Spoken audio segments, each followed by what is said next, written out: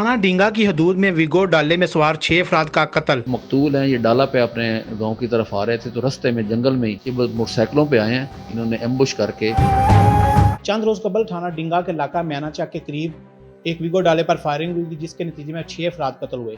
उस केस में क्या पेशरफ्त हो चुकी है ये सब कुछ जानेंगे SP इन्वेस्टिगेशन गुजरात में रियाज अहमद नाज साहब से कि अब तक क्या मुलजमान गिरफ्तार हो चुके हैं, ये वाकया कैसे पेश आया। ये अंदोनाक वाक़या हुआ है, 2 मुतहरक ग्रुपों में फायरिंग हुई है तो जिसके नतीजे में 6 अफराद अख्तर रासिफ ग्रुप के और एक बंदा जो है वो अख्तर ग्रुप का इसमें मर्डर हुआ है।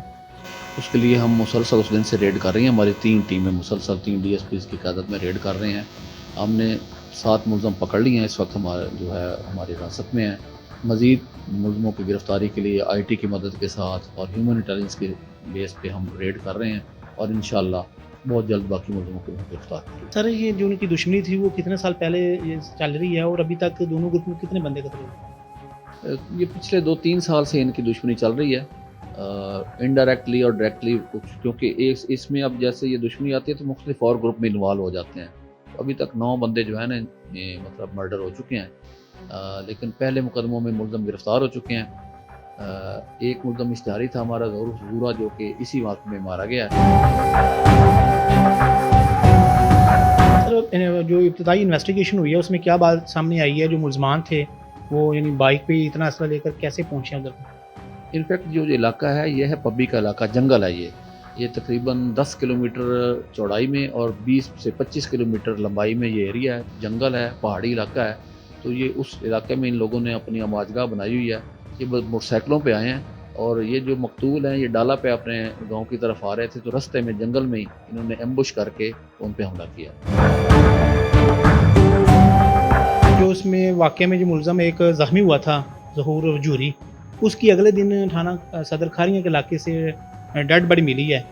जो उसके अहले खाना है वो कह रहे हैं कि जो पुलिस ने अपने इसको मुकाबले में पार किया, क्या वो मुकाबले में पार हुआ है या उसी फायरिंग से ज़ख्मी था जो उधर उससे कत्ल हुआ। नहीं, वो अपने ही साथियों की फायरिंग से मारा गया है और वो खारियाँ के इलाके में नहीं, वो वहीं डिंगा के इलाके में उसकी डेड बॉडी मिली है। तो सर अभी जो इस केस में जो 7 मुलज़म अरेस्ट हुए हैं वो सारे नामज़द हैं, उनसे कोई रिकवरी वगैरह हुई है। अभी प्रोसेस तफ्तीश का चल रहा है। सर ऐसे वाक़यात की रोकथाम के लिए गुजरात पुलिस क्या करने जा रही है। हमने CM साहबा की डायरेक्शन और IG साहब की हिदायत पे पूरे डिस्ट्रिक्ट में हमने मसालती कमेटियाँ और सुलह कराने वाली कमेटियाँ बनाई हैं, जिसमें थाना लेवल पे ये कमेटी बनाई है और उस कमेटी का मैं भी मेंबर हूँ, DSP मेंबर हैं, इलाके के जो सियासतदान हैं, शरीफ लोग हैं, गैर जनबदार जो लोग हैं उनको हमने इसमें शामिल किया है। और जो जहाँ जहाँ लोगों की पुरानी दुश्मनियाँ चल रही हैं उन लोगों से हम मीटिंग्स करके उन लोगों को मोटिवेट कर रहे हैं, इस चीज़ पे लाने की कोशिश कर रहे हैं कि अपने बच्चों का मुस्तकबिल जो है वो तबाह ना करें और सुलह में ही बेहतरी है। तो उसमें काफ़ी हद तक हमें कामयाबी हो रही है। इंशाल्लाह मुस्तकबिल करीब में हम 2-3 बड़े जो दुश्मनी वाले ग्रुप्स हैं उनमें सुलह कराने में कामयाब हो जाएंगे, क्योंकि मैं तो एक ही बात हमेशा करता हूँ कि माफ़ कर देना सबसे बड़ा बदला है और माफ़ी मांग लेना सबसे बड़ी बहादुरी है। सर आप बता रहे हैं कि खारियाँ जो पब्बी इलाका है उसमें पुलिस के ऑपरेशन की ज़रूरत है, अगर है तो क्या होने जा रहा है। जी इंशाल्लाह होगा।